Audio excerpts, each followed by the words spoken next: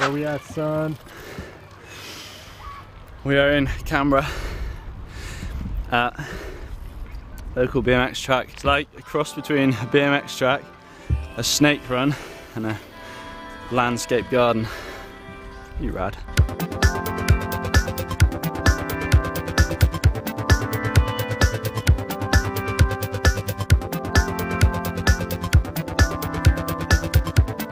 Coming into Worlds, I've just been really focusing on four cross. You know, I'm not going to race down. I'm just going to concentrate on four cross. And if there's a race that I can try concentrating, then it's definitely the World Champs. You know, it's a big event.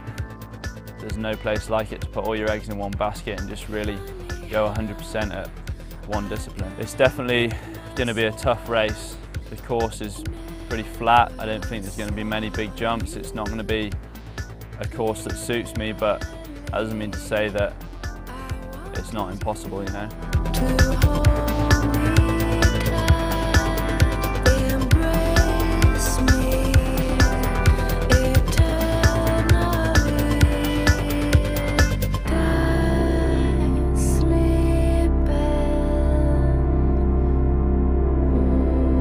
I didn't see his gates being quite there. Gates aren't quite there, are they? No. What's going on, bud? Oh, Christ alive. It's that first bit. Yeah. It's not even your first pedal. It's just the reaction time. Like everyone else, out of that gate, it's got the same leg speed as they have when they fucking hit the jump. Yeah. Or you're like this. You're like winding it up.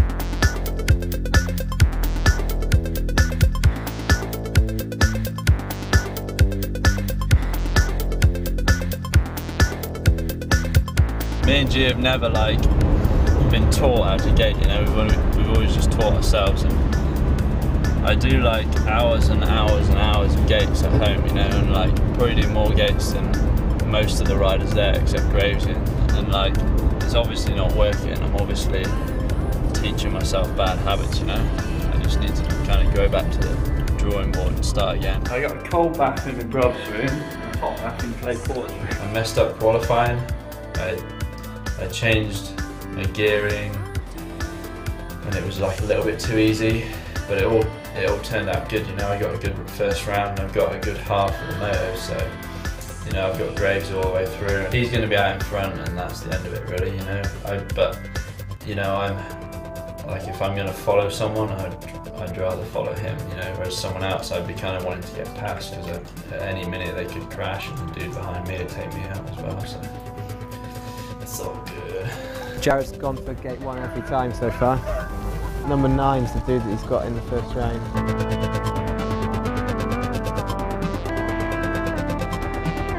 Have a rest off gates a bit, try some more lines. Let it be what it will be. You're not going to improve that much in the next fucking half hour of practice. Line styles for this fucking section here. This bungle shit. You need to have like a few variations down. You need to know like the fucking back of your hand, because you just don't know what's going to happen. It's harder now, but I think when I'm actually psyched up and kind of up for it, then it'll be a positive, you know, because I'm not tired like I usually am. I'm not like half dead from riding downhill, so I just need to get through this time now and turn it into energy.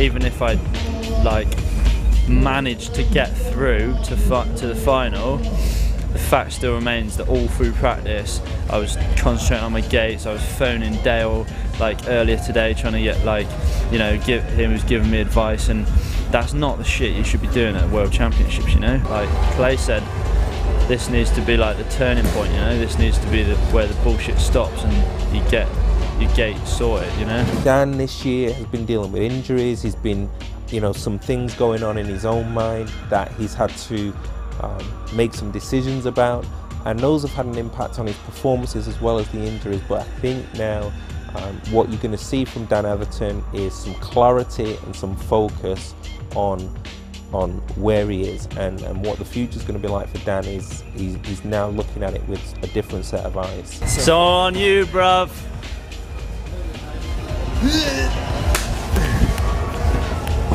We can do it. I think having won the stripes last year and having kind of seen what it's like to be world champion, I think you almost want it more, you know, once you've seen what it's like and once you've felt what it's like to be world champion.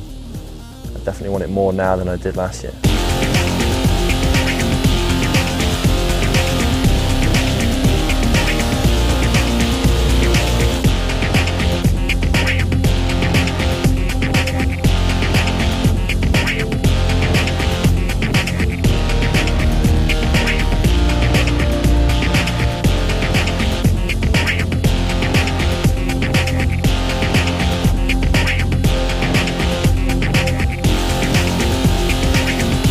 For G, how does he deal with coming back as a world champion for the first time? If you look at world champions across different sports, it's usually the mindset that they bring to after they've become the world champion.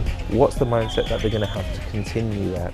And that, I think, right now for the Athertons is, okay, we've been at the top of our game. How do we continue to go to the top of our game?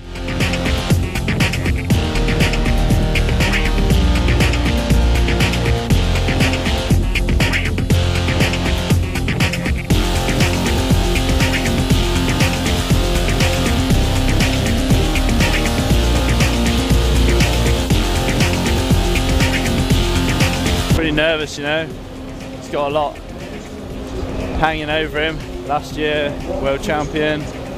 Rach, world champion as well, and obviously she's not here, so it's all on him. Everyone says it's Pedley track and it's not his sort of track, but at the end of the day, it's the World Championships, and it doesn't come down to whose sort of track it is or, you know, who it suits. It comes down to who can keep their head together and who can ride the best on the day. And G's definitely good at that. When there's loads of pressure on G like that, you don't really enjoy it, you know, because you know how he's feeling. You know, Rach is at home and everyone's kind of spread out, and you know,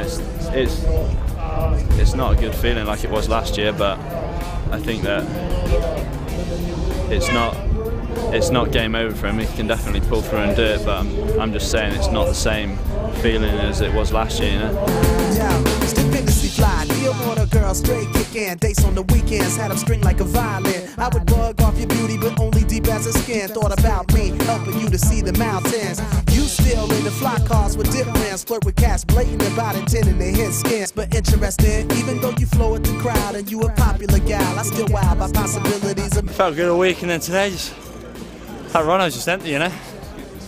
I'm not pissed off, like I rode well at the top, and then the bottom I was just like pedaling, it was just like nothing there.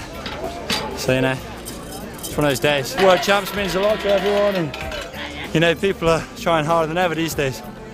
You know, people are training hard and putting the effort in, and for Steve to come back and do this, it's awesome.